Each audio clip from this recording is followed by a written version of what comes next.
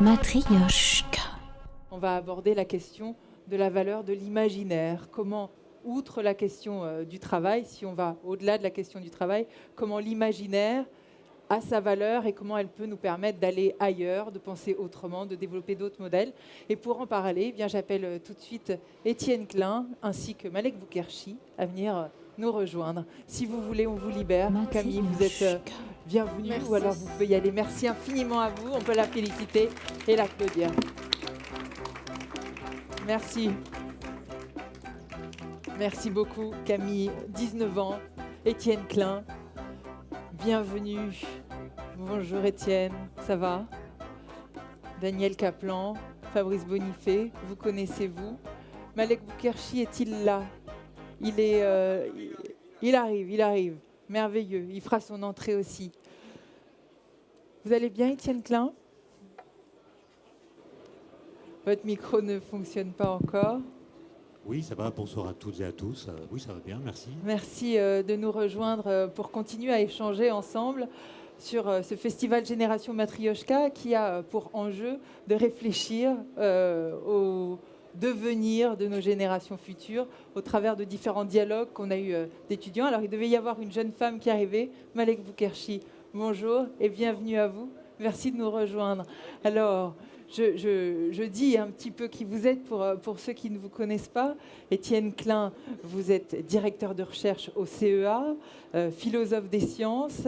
Vous écrivez, vous pensez l'histoire et la science. Malek Boukherchi, vous êtes anthropologue, ultramarathonien de l'extrême et vous êtes aussi conteur.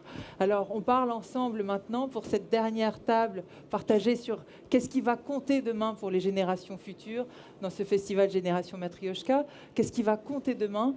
On identifie différentes valeurs et là, on est sur un temps de réflexion sur la valeur de l'imaginaire. Alors, Daniel Kaplan a commencé à nous poser, à introduire le sujet de la valeur de l'imaginaire, comment on décloisonne nos pensées, on se déplafonne d'une certaine façon au travers du sujet du travail. Mais si on continue un petit peu plus loin pour arriver à épouser notre avenir, à répondre aux enjeux et aux inquiétudes qui se posent aux jeunes générations, comme on l'entendait là, Camille Dumont de Youth for Climate ou d'autres, Flora Gebali il y a un instant, et puis on a entendu aussi hier d'autres jeunes gens qui nous expliquent ce qui les motive, ce qui fait qu'ils s'engagent, ce qui fait qu'ils ont peur de leur devenir. Eh bien nous, la question maintenant, c'est comment on peut nous aider à penser autrement.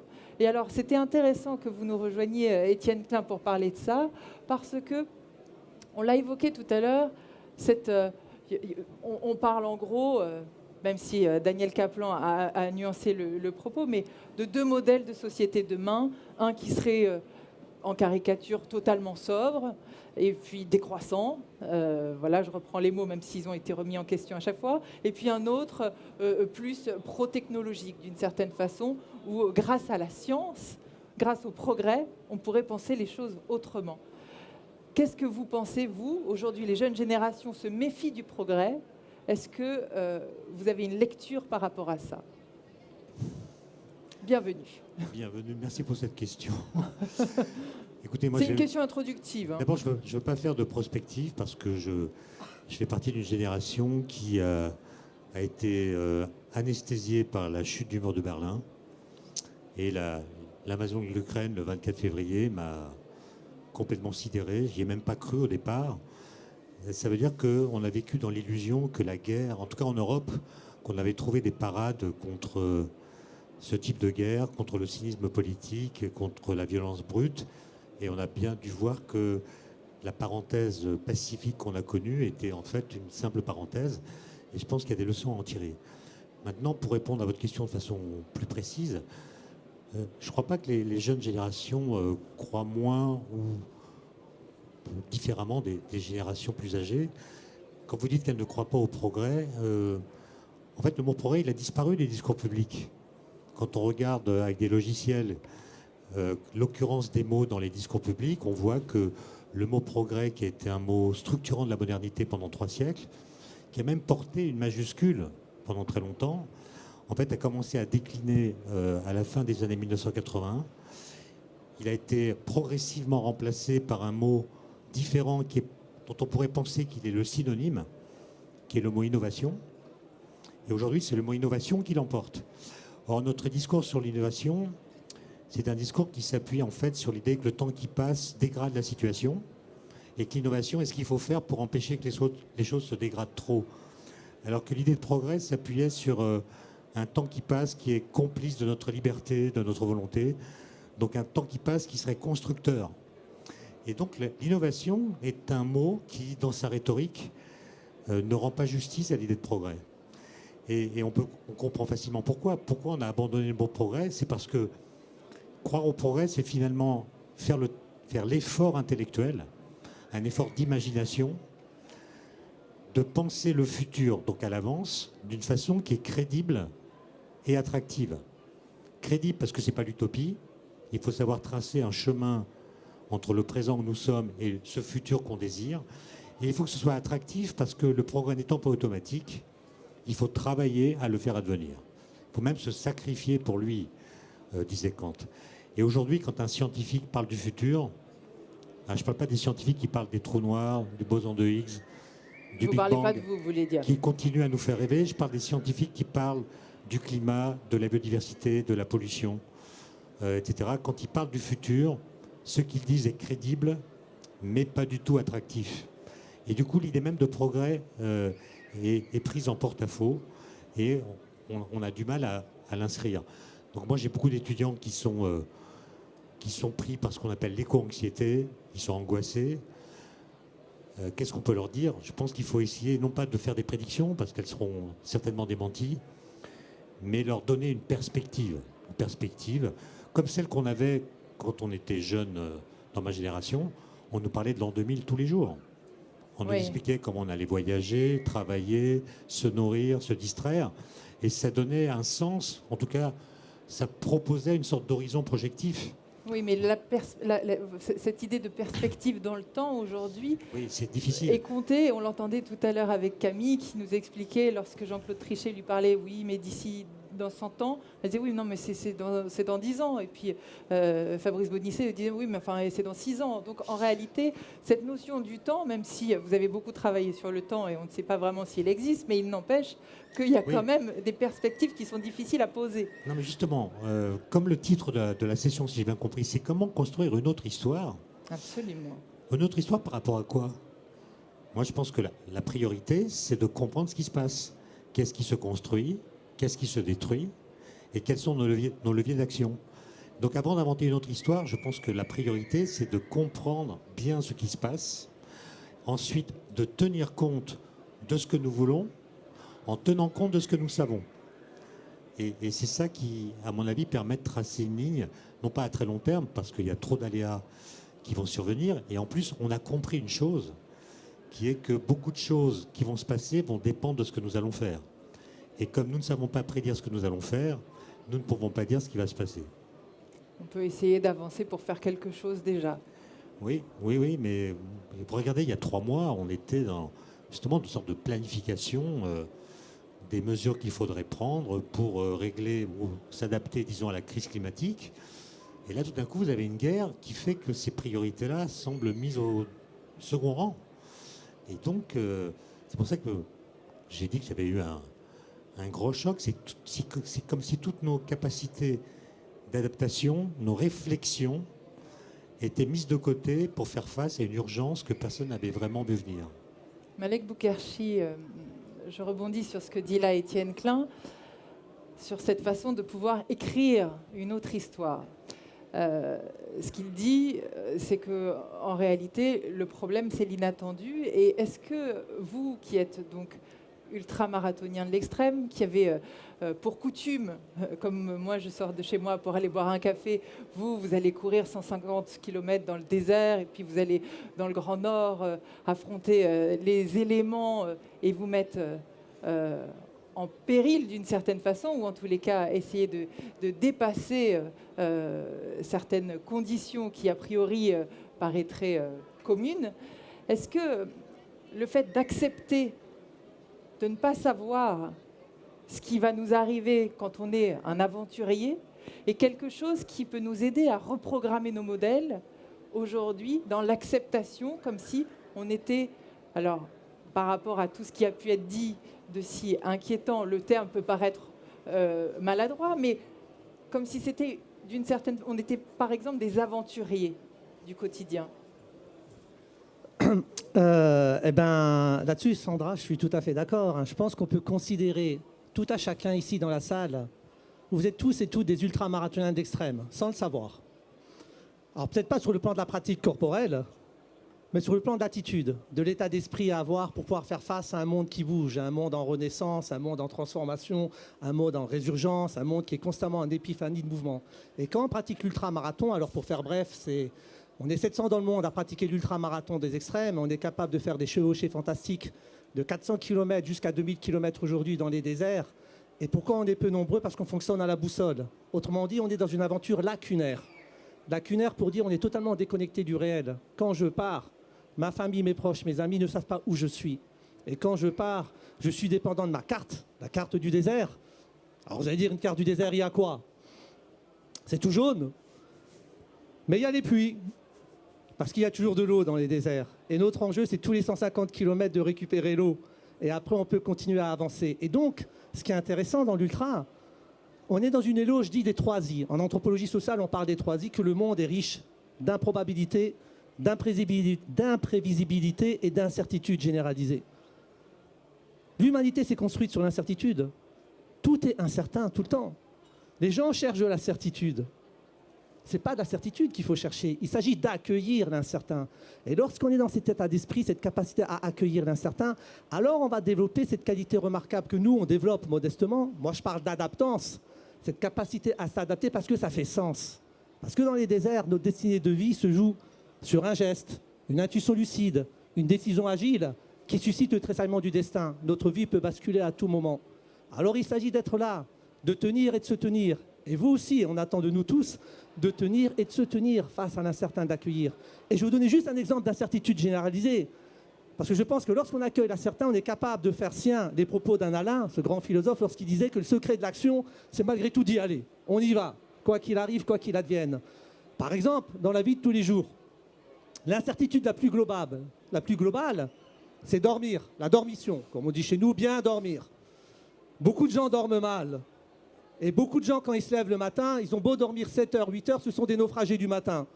Ils sont crevés. Et quand vous êtes crevé, comment vous faites pour faire face aux défis de la journée? Parce qu'on est d'abord dans un corps incarné. Il faut que le corps soit solide pour pouvoir faire face aux défis de la journée. Alors la dormition, dormir, c'est la plus grande des incertitudes. C'est la plus belle des aventures. Parce que si, la veille, chaque soir avant de vous endormir, vous vous dites « Putain, demain matin, est-ce que je vais me réveiller ?» Vous ne savez pas si vous allez vous réveiller le lendemain matin. Ce n'est pas vous qui décidez que vous vous réveillez. C'est le corps, à un moment donné, qui, de manière organique, magique, féerique, fait que on se lève. Or, à un moment donné, la nuit, vers 2 heures, 3 heures du matin, ça dépend des cycles, vous ne savez même pas où vous êtes, sur le plan du corps, sur le plan de l'esprit. Peut-être la nuit, il y a la troupe serrée des étoiles et la cohorte des anges musiciens qui viennent vous visiter. Vous n'en savez rien, et le lendemain, on se réveille. C'est magique. Mais si la veille, vous vous dites, c'est trop dangereux de dormir, c'est incertain, c'est compliqué, j'y vais pas, eh ben on arrête. Or, vous y allez tout le temps. L'incertitude, elle est présente dans des petites choses du quotidien. On pourrait démultiplier. Le couple. Lisez les sociologues de la famille, on arrête. Tous les 5 ans, 7 ans, ça casse apparemment dans les sociétés modernes. Et malgré tout, vous voulez trouver votre âme sœur ou la sœur d'âme et on y va. Alors maintenant, on est rentré dans une logique de polygame lent successif. Parce qu'aujourd'hui, on est des polygames lents en Occident. Tous les 4 ans, vous changez de partenaire. C'est de la polygamie. Mais en chronologique, c'est pas en même temps. Si on veut faire des allusions politiques, c'est après. Mais le couple, c'est une incertitude également, généralisée. On pourrait démultiplier la plus belle des incertitudes. Dans la salle, est-ce que j'ai des pères et des mères? Levez la main. C'est pas la plus grande incertitude des enfants? Et donc Étienne, quand il évoque, effectivement, il enseigne devant des étudiants qui sont bien sûr notre jeunesse, notre espérance, notre envie, cette capacité à se projeter. Mais l'enfant, pour le père et pour une mère, ce n'est pas sa plus grande incertitude. Si vous aimez vos enfants, qu'ils aient 5 ans, 20 ans, 30 ans, 50 ans, vous ferez tout pour être à leur côté. Et vous ne savez pas comment ils vont évoluer. Voilà la plus grande incertitude. Après, les événements géopolitiques, c'est encore autre chose. Je ne suis pas géopoliticien, mais je pense sur le plan du quotidien, il y a cette attitude, cette capacité à faire face, à tenir, à se tenir. Et c'est un état d'esprit. Et lorsqu'on a un état d'esprit extrêmement combatif, joyeux, un optimisme lucide, pas béat, un optimisme lucide, ce qui m'anime, c'est le discernement, la clairvoyance, la clairvision, cette capacité à distinguer le bien du mal, le vrai du faux, l'absolu du contingent, l'essentiel de l'accessoire. Je crois que ça manque de discernement dans nos sociétés modernes. Je sais que j'ai écouté à un moment donné une interview d'Étienne Klein qui parlait de nuance. J'aime beaucoup ce mot-là. Et je crois qu'avec de la nuance, du discernement, eh ben on est capable tout simplement d'être là et peut-être d'avoir en tête ce que nous, les ultramarathoniens, on a en garde. Et on garde toujours en mémoire, on a un adage qui dit « Ces 3 balises qui exhortent notre chemin, au début, n'aie crainte, au milieu, tiens bon, et à la fin, continue d'avancer. » Malek, c'était juste une question et derrière c'est un cadeau. Merci Malek. On entend bien donc la posture d'une certaine façon qu'on pourrait adopter. Vous venez d'écrire, Étienne Klein, un livre, 33 idées de génie qui ont bousculé la physique. Et par rapport à ça, ce qui nous intéresse ici, sur la façon d'écrire une histoire aussi différente, c'est comment finalement l'idée de génie, elle arrive. Parce que parfois, on se dit on aurait bien besoin d'une idée de génie quand on voit le travail que fait Daniel Kaplan avec ses groupes de travail, que ce soit sur le travail justement, mais sur différents sujets pour essayer d'aller explorer d'autres imaginaires ailleurs, d'autres narratifs, d'autres narrations. On se dit mais finalement, il y a un travail énorme et là, on a un problème encore plus énorme. Est-ce qu'on ne pourrait pas avoir juste l'idée de génie qui tombe comme ça? Alors, comment ça marche l'idée de génie, Étienne Klein? Bon, c'est quand même difficile de parler après Malek. C'est pour ça que j'ai pris un peu de temps. C'est aussi difficile de courir après lui. Je l'ai vu à Chamonix. Bon, il parle de l'optimisme. Moi, je me souviens de la définition de l'optimisme que donnait Jean d'Ormesson. Il disait un optimiste, c'est un gars qui fait ses mots croisés avec un stylo bille. Et alors on pourrait la compléter en disant un pessimiste, c'est quelqu'un qui ne fait pas de mots croisés parce qu'il a peur d'échouer. Et quelqu'un comme Malek, c'est quelqu'un qui dit bon, on y va, mais on y va avec un crayon noir et une gomme. C'est ça? J'ai résumé? Bon, alors, en effet, avec un ancien étudiant qui s'appelle Gauthier de Pambourg, on a sélectionné 33 textes écrits par des physiciens ou des physiciennes entre Galilée et le début du XXIe siècle. C'est des textes qu'on a commentés qui contiennent une idée géniale, c'est-à-dire une idée qui a coupé l'histoire en deux. Il y a un avant et un après, parce que cette idée, qui est parfois émise de façon embryonnaire, a changé la donne et a ensuite engendré des évolutions, voire des révolutions dans l'histoire de la physique. Alors, être génial, c'est pas avoir une propriété qui s'appelle le génie. C'est-à-dire, tous ces gens qui ont eu des idées géniales ne sont pas forcément géniaux en tout. Moi, ce que j'appelle le génie, c'est la rencontre historique entre une intelligence particulière et un type de problème qui se pose à une époque.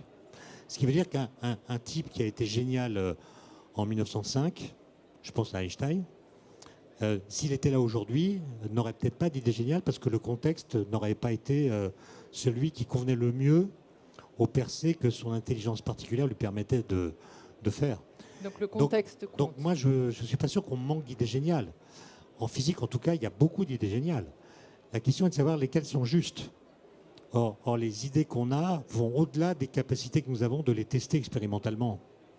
Et donc, on est plutôt dans une situation où il y a énormément d'idées, mais il n'y a pas trop de moyens expérimentaux de les sélectionner et de voir lesquelles correspondent à des idées que la nature aurait eues également, si j'ose dire.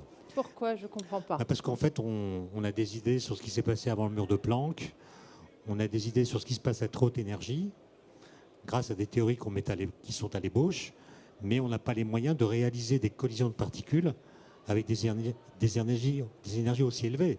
Donc on n'a pas de résultats expérimentaux qui permettraient de vérifier si ce que permettent de prédire ces idées est effectivement réalisé dans la nature. Donc on est plutôt en train de faire des conjectures sans pouvoir vérifier qu'elles correspondent à des théories expérimentalement vérifiables. Daniel Kaplan, par rapport à ce qu'explique là Étienne Klein, ça vous fait réagir? Alors, je voulais d'abord réagir peut-être à votre question.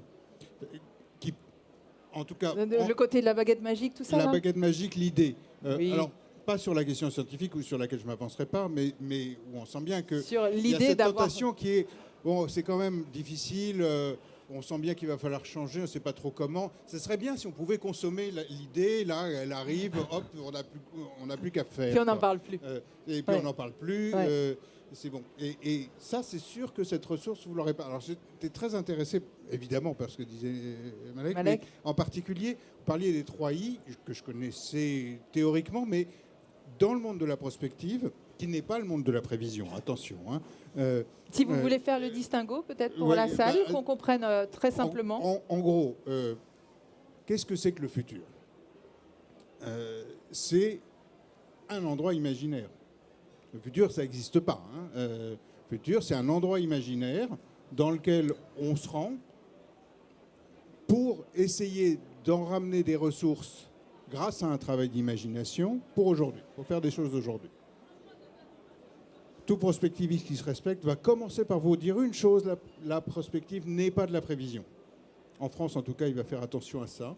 La prospective, c'est un voyage de préférence collectif dans cet endroit imaginaire pour notamment se poser des questions du possible, du souhaitable, des alternatives, pour débattre sur ces questions-là, donc débattre de perspectives, et en ramener un certain nombre de ressources pour le présent, qui ne nécessitent pas forcément qu'on soit tombé d'accord, d'ailleurs, sur ce futur-là, qui nécessite qu'on soit tombé d'accord sur le fait que c'était un endroit où on pouvait coexister, y compris avec nos différences, ce qui est quand même un point important.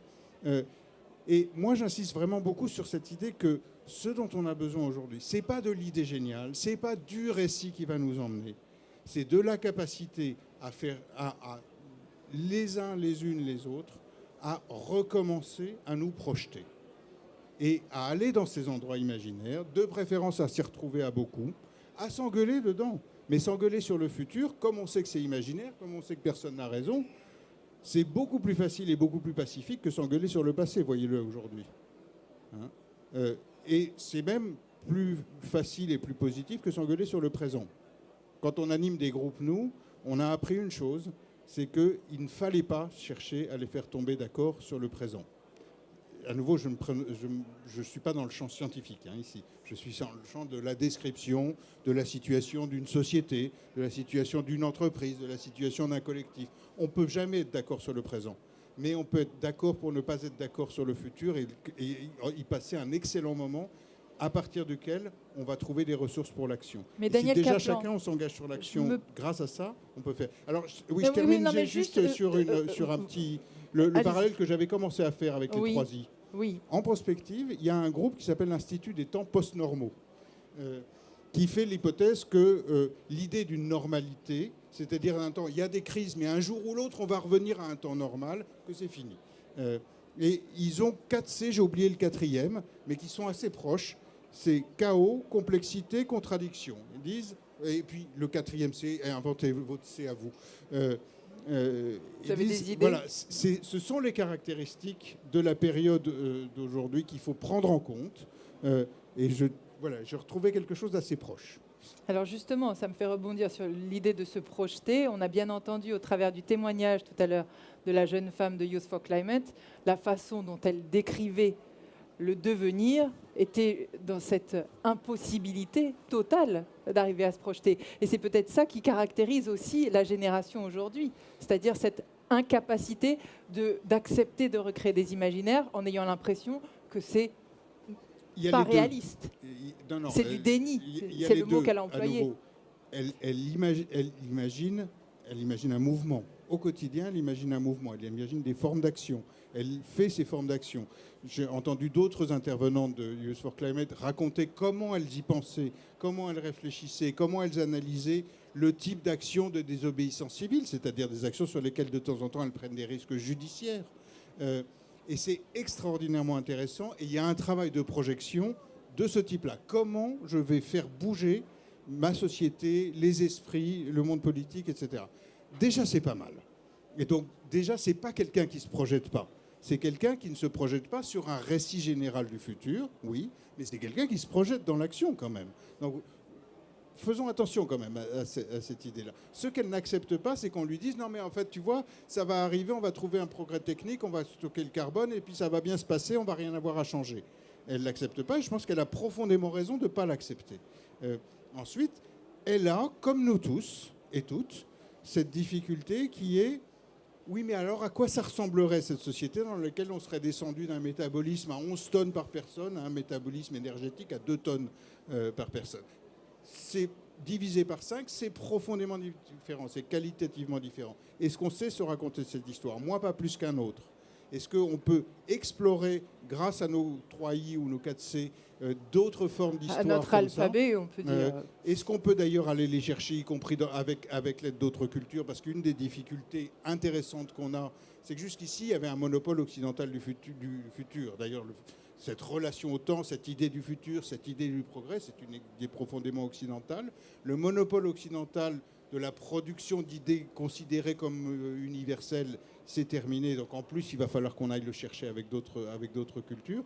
Mais est-ce que toutes ces ressources-là peuvent nous aider petit à petit à construire nos visions à nous, sur lesquelles on s'engueulera les uns les autres, mais dans cet endroit imaginaire qui s'appelle le futur? C'est ça qu'on peut construire. Et là, je pense qu'on peut la retrouver.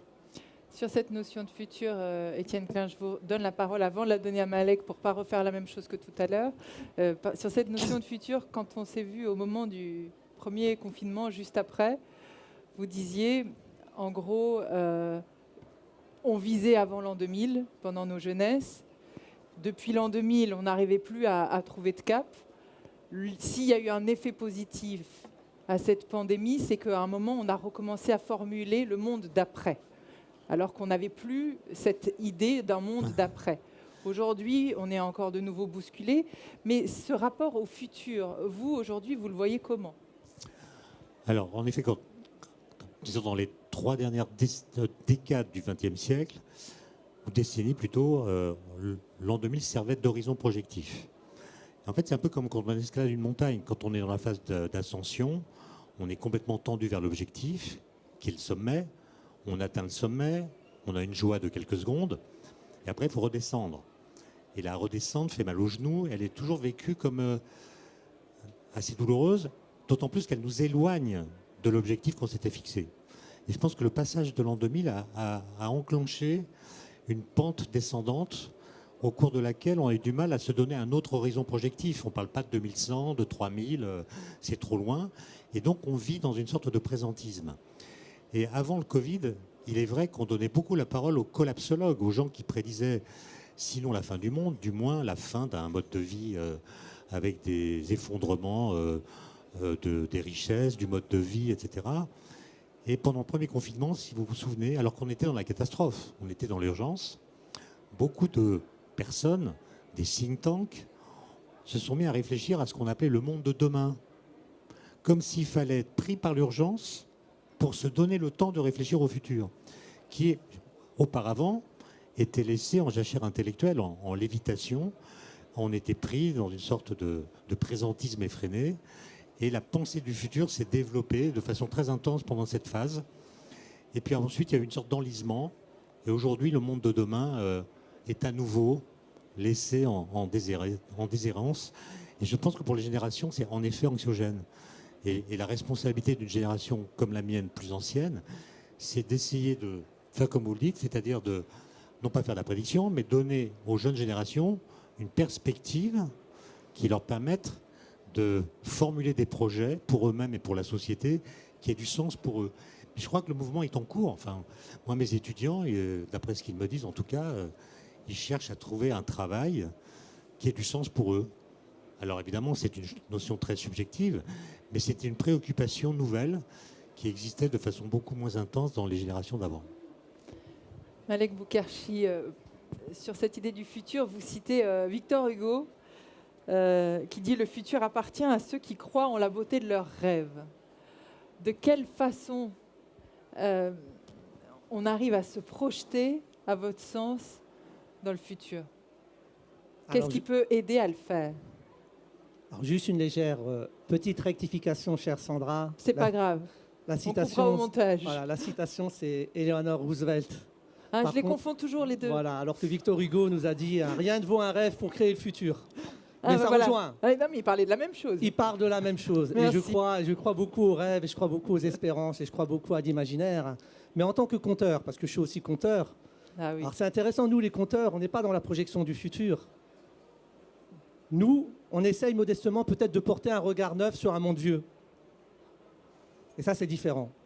Porter un regard neuf sur un monde vieux. Ça veut dire quoi? Ça veut dire que tout simplement, lorsqu'on est capable de conter, raconter, je crois que le récit c'est ça, l'imaginaire c'est ça, et tout le monde est capable de conter, raconter, c'est célébrer dans l'homme, c'est célébrer dans la femme, c'est célébrer dans l'enfant sa part éternelle, et reconnaître à travers le mystère qu'il habite, l'authentique dimension de sa vocation, celle de faire face à l'adversité ou à toutes les adversités. Parce que si l'adversité est grande, on a toujours su trouver des solutions, l'humanité, pour faire face à l'adversité. Et c'est dans les épreuves qu'on fait ses preuves. Et ce qui est intéressant dans les histoires, dans les contes, dans les récits, dans les méta-récits, on se souvient, on est souvent amnésique, on veut toujours se projeter vers le lointain, et on a tendance à oublier ce qui s'est passé jadis. Et nous, dans la tradition berbère, on dit souvent, on a un adage qui dit « pire que l'avenir incertain, l'absence de passé ». Des racines et des ailes. Eh bien, il y a de ça. Effectivement, on dit, c'est vrai, c'est un adage berbère où on dit, nous, chez nous, en Kabylie, nous ne pouvons transmettre que deux choses à nos enfants, des racines et des ailes. Des racines parce que nous sommes des êtres de mémoire, ancrés dans un rhizome, ancrés dans une trajectoire, ancrés dans une histoire. Il s'agit d'en être fier, quelle que soit l'histoire. La plupart de la jeunesse défavorisée, je le vois dans les quartiers plus ou moins compliqués, ils n'ont plus cette connexion à l'histoire avec leurs parents, parce que ça ne parle pas, parce que ça n'échange pas, parce que ça ne partage pas, parce qu'il y a aussi cette loi du silence. Moi, j'ai grandi avec une génération de parents qui étaient des taiseux, où la parole ne circulait pas également. Nous, en tant qu'enfants, on n'avait pas le droit d'interviewer, de questionner nos parents pour dire « Pourquoi tu es venu ici ? Qu'est-ce qui t'a fait venir en France ? Qu'est-ce qui a poussé ces logiques d'immigration ?» Après, on les connaît, d'autres raisons, mais on aurait voulu entendre. Moi, j'aurais voulu entendre l'histoire de la part de papa, de la part de maman, mais peu importe. Après, il y a cette fierté, on va aller chercher, on va aller investiguer. Et l'être de mémoire n'est rien sans l'être de promesse. On est tous des êtres de promesse. Et en ces temps de questionnement et de cacophonie identitaire, je crois qu'il est bon d'avoir en mémoire. Je vais vous raconter juste une petite histoire très rapide de la sagesse maori qui s'appelle l'arbre et la pirogue. Et pour moi, tout est dit. Et lorsqu'on est capable de se souvenir, on est capable de voyager. Et voyager, c'est raconter. Raconter, c'est savoir. Savoir, c'est transmettre. Parce que nous sommes des êtres de transmission, tout simplement. Et je crois que la perspective, c'est cette capacité à transmettre, à embarquer, à fédérer. Et sur ce dialogue permanent entre hier, aujourd'hui et demain, entre hier et demain, entre l'être de mémoire et l'être de promesse, les Maoris nous disent ceci. Nous sommes toujours partagés par le désir d'aventure, de quête. Et donc, on est toujours attiré par la pirogue. Parce que la pirogue, c'est quoi, nous disent les Maoris? C'est l'aventure. C'est l'ailleurs, c'est l'inconnu, c'est le risque. Et constamment, on n'a qu'une envie, c'est d'aller voir ailleurs, parce qu'on pense qu'ailleurs, l'herbe est beaucoup plus verte, classique. Mais on a tendance à oublier qu'on est aussi des êtres reliés à un arbre. L'arbre, c'est l'enracinement, c'est le rhizome, c'est la sécurité, c'est le connu par rapport à l'inconnu, c'est forcément la tradition par rapport à la modernité. Et donc, on est constamment balancé, nous disent-ils, entre l'arbre et la pirogue. À un moment donné, c'est la pirogue qui nous attire. À un moment donné, c'est l'arbre. Jusqu'au jour où on comprend que c'est avec l'arbre que l'on fabrique la pirogue. Et pas l'inverse. Petit temps de silence. Et je passe la balle à Fabrice Bonifay. Par rapport à tous ces explorateurs de l'imaginaire qu'on entend ici, et par rapport au travail que vous devez mener sur le terrain pour aider à transformer les modèles, la façon de penser, la façon de construire, de produire, par rapport à l'évolution des usages, par rapport à tout ça, quand vous entendez, ça produit quoi chez vous comme réaction? Vous vous dites que c'est un beau moment narratif, ou alors ça résonne sur du faire, AIRE? Enfin, dans les entreprises, c'est le royaume du pragmatisme. C'est pour ça que je vous pose la question. Donc, on est très loin de ces pensées philosophiques. Qui peuvent être pragmatiques, c'est pour ça que je vous pose la question. Mais pourtant, Dieu sait si on en a besoin, parce qu'on a besoin de créer ce futur désirable. Et donc, il faut raconter des histoires qui donnent envie. Si si simplement l'écologie est perçue comme punitive, comme beaucoup s'attardent à le dire, ça ne va pas donner envie. Donc on a besoin d'ailleurs, pour la transformation, d'utiliser des artistes et des gens talentueux, comme il y a ici autour de cette table, pour raconter des belles histoires. On en a vraiment besoin. Et d'ailleurs, je trouve ça intéressant qu'il y ait de plus en plus de scénaristes qui s'appuient sur des dystopies positives ou des comédies. Hein. Tout le monde a vu Don't Look Up. Ça aide beaucoup à prendre conscience de faire ce genre de choses. Mais d'une façon plus pragmatique, hélas, on sait que le futur ne sera pas une continuité linéaire du passé. Hein. Ça, maintenant, on le sait, parce qu'on sait que le business, c'est des matières premières et l'énergie, je l'ai dit. Et il y en aura moins. Donc, finalement, ce qui va faire qu'on va se transformer, ce sont des crises successives. Hélas. Hélas, parce qu'on n'a pas cette capacité de projection. On n'a pas cette capacité de changer avant le drame. Donc, on anticipe très peu, en fait. Parce que, le bug humain l'explique, mais il y a d'autres auteurs qui sont revenus sur ce sujet. Mais cette capacité de projection, d'adaptation pour le futur, on ne sait pas le faire. On s'adapte quand il y a un problème. Et les entreprises innovent, en fait, quand il y a une contrainte. Alors la contrainte, elle peut arriver de partout. Hein. Ça peut être une contrainte réglementaire, une nouvelle régulation. Ah, bingo, il faut s'adapter. Ça peut être le concurrent qui a sorti un truc mieux que ce qu'on est en train de faire. Ah, il faut s'adapter. Il n'y a pas d'innovation sans contrainte. Et donc les contraintes à venir, elles vont être physiques. Physiques. Il va y avoir moins d'énergie, moins de matières premières disponibles. Donc il va falloir qu'on s'adapte. Et la bonne nouvelle dans cette histoire, c'est que ceux qui vont être malheureux, c'est ceux qui vont pouvoir faire des comparaisons. C'est ceux qui vont se souvenir du monde d'avant par rapport au monde d'après. Mais ça ne dure pas très longtemps, ça dure une génération. Ce qu'on appelle le shifting baseline. C'est quoi le shifting baseline? C'est-à-dire qu'en fait, nos grands-parents pêchaient des gros poissons. Ils étaient contents de pêcher des gros poissons. Nos parents ont pêché des plus petits poissons parce qu'il n'y avait plus de gros poissons. C'est une métaphore, bien sûr. Et puis les enfants pêchent des plus petits poissons parce qu'ils ne savaient pas qu'il y avait des gros poissons dans le temps. Et on finit par s'adapter, en fait, on finit par oublier. Et peut-être, hélas, et je vais vous dire un truc affreux, que nos enfants, nos petits-enfants, ça sera normal, dans 60 ans, de passer juillet, août sous terre, parce qu'au-dessus, ce sera invivable. Et ce sera normal. Et on va s'habituer à cette anormalité, mais de l'anormalité de ce moment-là. Et c'est ça qu'il faudrait pouvoir éviter quand même. Parce que, hélas, on partage avec le rat et le cafard une capacité d'adaptation extraordinaire, de résilience. Mais ça finit quand même par jouer quand même gravement sur notre cerveau, cet inconfort. Donc si on veut rendre le futur désirable, eh bien cette déconsommation qui va s'imposer à nous, eh bien, il faut se dire finalement, et ça a été dit je pense plusieurs fois dans cette table ronde, ce qui rend heureux les gens, c'est des choses pas commerciales, comme disait Alain Souchon. Hein, c'est les câlins, c'est de manger bien, c'est les amis, c'est de socialiser avec les gens, c'est ça qui rend heureux. Et donc, comme on va devoir déconsommer, pour passer de 11 tonnes à 2 tonnes, il va falloir transférer l'ultramatériel consumériste en immatériel social. Et donc, c'est ça qui pourra peut-être nous faire accepter le fait qu'il va falloir vivre d'une façon plus sobre. C'est la seule solution. Et on a besoin des artistes pour nous raconter des belles histoires comme ça et nous donner l'envie d'aller vers la sobriété heureuse, comme disait Pierre Rabhi. Daniel Kaplan, peut-être... Applaudissez. Daniel Kaplan, peut-être parce qu'on arrive à la fin de notre temps d'échange ensemble, mais par rapport à la salle qui se trouve en face de nous, sur ce travail de recherche que vous menez, sur cette idée de justement essayer de décloisonner les imaginaires, il y a des méthodes que vous mettez en place, il y a des travaux, des groupes de travail que vous construisez. Est-ce qu'il y a des choses que vous pouvez partager pour aider chacun, donner des petites graines pour que chacun puisse derrière penser et trouver des moyens pour penser autrement? Il n'y a pas de méthode miracle, mais... non, mais ça, j'ai compris de tout, mais bon, je pose... Mais peut-être, on commence toujours par une chose.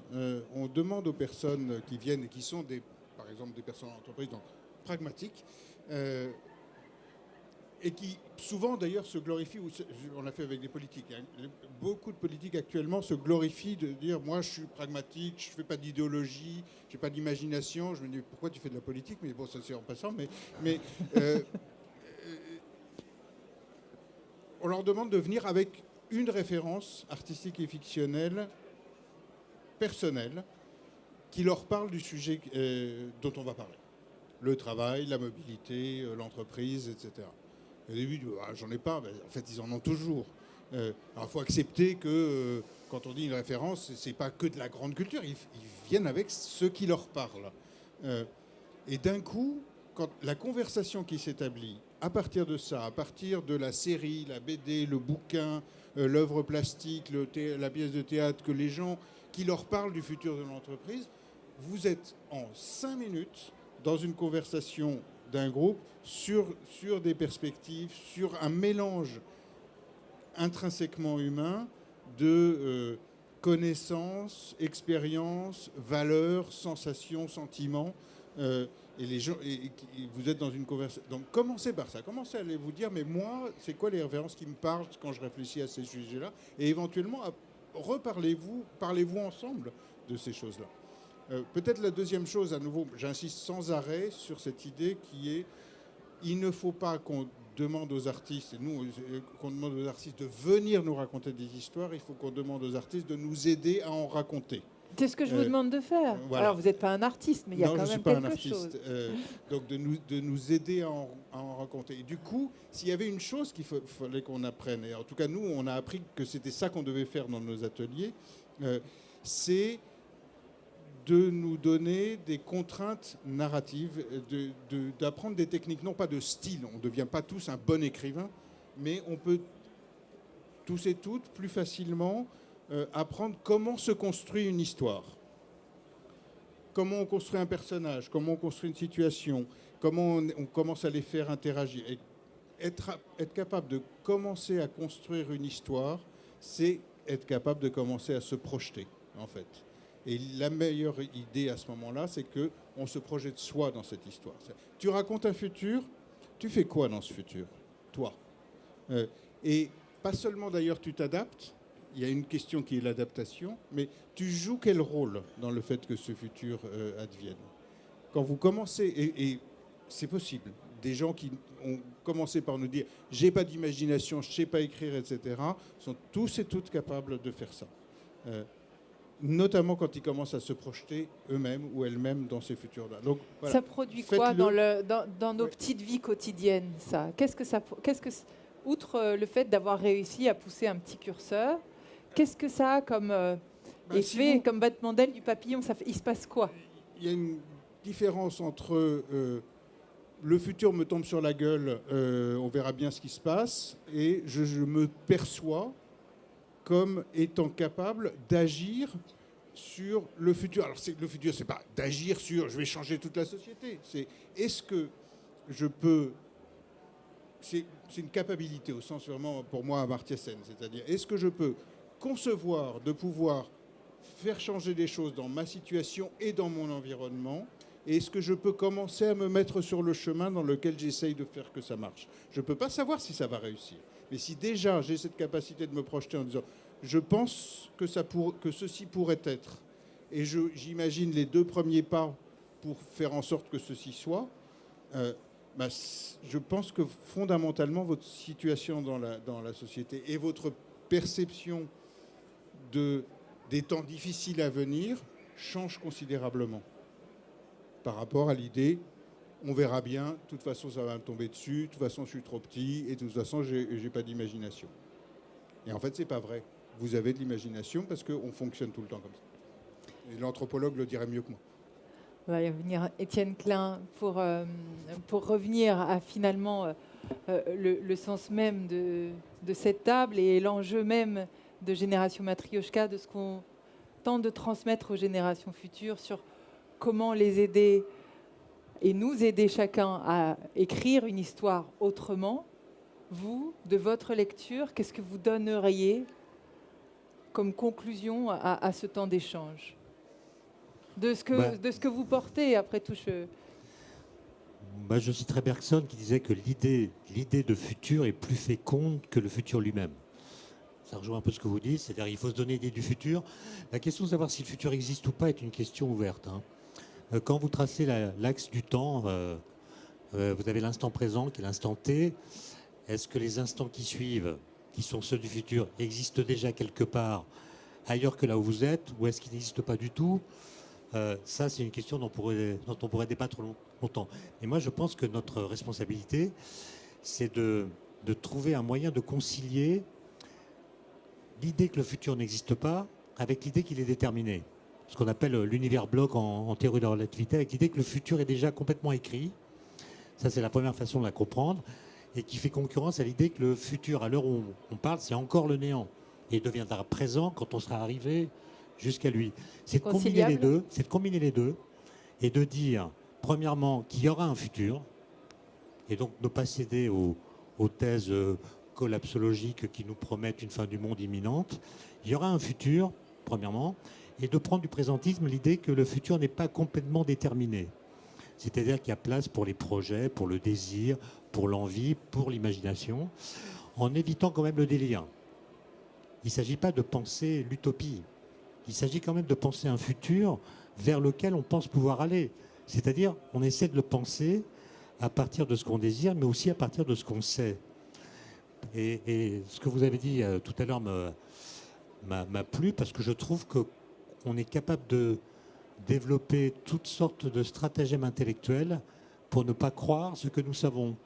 Il y a des choses qu'on sait, mais on n'y croit pas. Prenez les climatologues. Moi, je travaille au CEA. Il y a des climatologues qui travaillent dans le bâtiment à côté du mien. J'en connais beaucoup. Et en gros, ils disent la même chose depuis 30 ans. Ils précisent leur discours.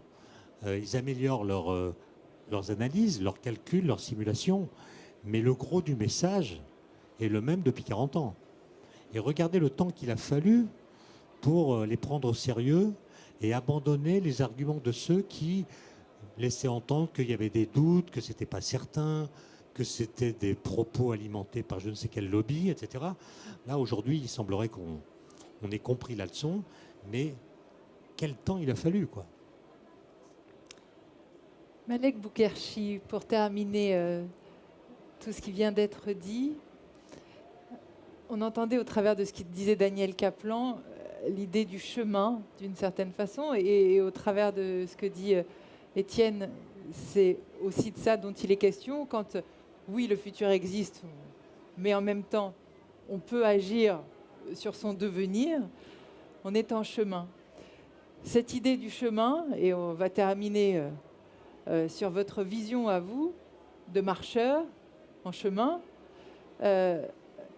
comment vous abordez pas à pas le cheminement vers cet imaginaire, vers cet ailleurs, vers ce qu'on se fixe comme cap, en tous les cas. Déjà juste peut-être revenir modestement sur les notions de temporalité. Et c'est intéressant parce que nous, les ultramarathoniens, on raisonne aussi sur le plan de la temporalité, sur l'espace et le temps. Alors il y a une grande différence entre les marathoniens, les ultra-trailers et les ultramarathoniens d'extrême. Les marathoniens et les ultra-trailers, ils sont dans le chronomètre. Ils courent toujours derrière un temps. Ils sont souvent obnubilés par le temps et ils traversent le temps. Et la première question qu'on va leur poser quand ils font une course, combien ? On ne leur demande pas par l'état émotionnel, raconte-moi l'histoire, par où tu es passé. On va juste leur demander combien. Donc ils sont dans un temps déterminé, ils sont dans un temps régulier, ils sont dans la prévision, si je veux revenir avec les propos qui ont été tenus par Daniel. Parce que quand on est bien entraîné avec un coach, on va vous entraîner de manière précise et vous êtes capable de faire ce temps sur marathon à la seconde près. À l'inverse, nous les ultramarathoniens, on n'est pas dans la prévision, on est dans la prévoyance. On est dans le temps indéterminé, on est dans un temps stochastique, on est dans un temps irrégulier où rien ne se passe comme prévu. On traverse l'espace. Et que peut-être aujourd'hui l'enjeu, c'est pas de raisonner en termes de temps, c'est de raisonner en termes d'espace. Et l'espace, c'est le chemin. Ce qui compte, c'est pas forcément le point A ou le point B. Ce qui compte, et c'est ce qu'on dit nous les compteurs, entre le néant des origines et l'abîme de la destination, il y a un espace qui s'appelle vivre, maintenant. Et on a tendance à oublier le vivre maintenant, à force de faire trop de projections, à force d'aller trop vers l'ailleurs, alors qu'il y a un temps qui est là maintenant. Maintenant, comment on fait face à ce maintenant? Peut-être juste une histoire. Moi, je crois beaucoup à la force des histoires et je raisonne en histoire parce qu'elles ont le mérite de traduire l'essentiel inaperçu, de traduire le réel ou l'invisible. Et comme quoi les histoires, encore une fois, nous structurent. Il suffit juste de savoir aller les piocher, de les prendre, de les comprendre, pour pouvoir modeler l'argile des mots dans ses pleins et déliés et faire advenir le juste, le beau et le digne. Et on recherche tous de la justesse, de la beauté et de la dignité. Et que peut-être notre jeunesse est en quête de ces trois éléments, de ces ingrédients structurels. Et que peut-être pour faire face au monde indéterminé, faire face à ces incertitudes, faire face à ces questionnements, moi je garde en mémoire, il y a une très belle histoire de la tradition du 14e, 15e siècle. On est à l'époque de Miyamoto Mizushi, qui est le plus grand samouraï qui existait, en tout cas au Japon, 1584-1645. C'est la période de D'Artagnan, si vous voulez. Il a perdu aucun de ses combats et il a eu plein de disciples. Des gens qui ont suivi la voie du samouraï, cette capacité, cette voie droite pour pouvoir faire face. Et l'histoire nous dit qu'un de ses disciples, bien des années après, 2 générations après, Lu Chen, est devenu le plus grand samouraï à l'époque du Japon. Fils de samouraï, arrière-petit-fils de samouraï, et il a gagné tous ses combats. Et il est fier, et il est heureux. Et hélas, il commence à perdre l'humour, il commence à perdre la légèreté, il commence à perdre la simplicité. L'orgueil est en train de le tuer progressivement parce qu'il se place au-dessus des gens. Et sa mère est déçue du comportement de son fils. Elle ne comprend pas. En tant que samouraï, il est là pour respecter la tradition et la modernité. Et comme il est devenu pratiquement invincible, il se place au-dessus des gens. Alors sa mère a une astuce. Elle va voir son fils, elle est au crépuscule de sa vie, et elle lui dit « Mon fils, je vais bientôt partir. Il faudra aller honorer l'ermite de la montagne. Va le voir et va faire bien sûr des libations, va faire des dons pour que mon âme puisse traverser l'ailleurs de manière la plus sereine qui soit. » Son fils, le plus grand samouraï du Japon, lui dit « Mais tu veux que j'aille voir ce pauvre clochard, là-bas, là-haut? Moi, le plus grand samouraï, c'est pour ma mère, c'est pour moi, dit la mère. Fais-le pour moi, c'est pas pour toi. » Alors il y va, à regret, en se disant « Bon, je vais faire les libations, et une fois que c'est fait, je vais retrouver mon dojo et je vais retrouver bien sûr ma place dans la société. » Et quand il rencontre cet ermite, cet anachorète de la montagne, eh bien il est charmé par la force du silence. Il est charmé par sa présence silencieuse agissante. Il est charmé par son regard silencieux, par son rire jubilatoire, par sa parole puissante. Et il reste 2 jours, 5 jours, 7 jours. Et à la fin, l'ermite lui dit « Maintenant tu as compris, si tu veux retrouver la voie droite, va gravir la montagne rouge et là-haut te sera révélé les moyens pour faire face à un monde compliqué. » Alors, il décide d'aller à la montagne rouge et il traverse la forêt épaisse et il laisse sa force inégalable. Il franchit le fleuve impétueux et il laisse son énergie inépuisable. Et il gravit la montagne rouge et il laisse sa rudesse ineffable. Là-haut, sur la montagne, balayée par les vents, il n'y a rien. Et il ne comprend pas. Il y a juste des pierres balayées par le vent. Et il se dit, mais pourquoi je suis venu là? Toutes ces épreuves pour ça. Donc il traverse le monticule, cette montagne là-haut, et à un moment donné, il voit une fleur qui pousse au milieu du néant. Cette force de vie qui nargue la mort. Une fleur. Et donc il s'approche de la fleur et il se rappelle des propos de l'anachorète, de l'ermite de la montagne qui lui disait « C'est sans nul doute le monde des fleurs qui manifeste le mieux la beauté ici-bas sur terre. Terriblement précaire, infiniment désirable, monde du souffle passant, le bruissement et la force toujours présente. » Alors il regarde la fleur et en regardant la fleur, lorsqu'il s'agenouille, il comprend. De par sa tige haute, sa vulnérabilité, de par ses pétales douces, la douceur, et de par sa danse aérienne, la légèreté. Fort de ces 3 armes, vulnérabilité, légèreté, douceur, il est prêt à faire face au monde qui vient. Merci. Merci infiniment, Malek Boukerchi. Merci à vous, Fabrice Bonifay. Merci, Daniel Kaplan. Merci beaucoup, Étienne Klein. Merci d'avoir ouvert nos imaginaires décloisonnés. Dans un instant, il y a une table chantée. L'avenir, c'est plus marrant en chantant. C'est animé par Sophie Delassin. Il y a la grande Sophie. Il y a Clou. Il y a Maud Lubeck qui vont venir nous permettre de chanter la transmission aussi. Et demain, on se retrouvera à 14h pour la valeur d'un autre monde. On parlera numérique, on parlera métavers. Il y aura aussi tout un temps d'échange sur la valeur de la planète, combien ça coûte, la valeur du vivant. Alors j'espère que vous allez nous accompagner dans tout ce beau voyage, sans oublier tous les ateliers. Merci à vous et puis à tout à l'heure. Merci madame. À bientôt. Au plaisir. Au revoir. Au revoir. Matryoshka.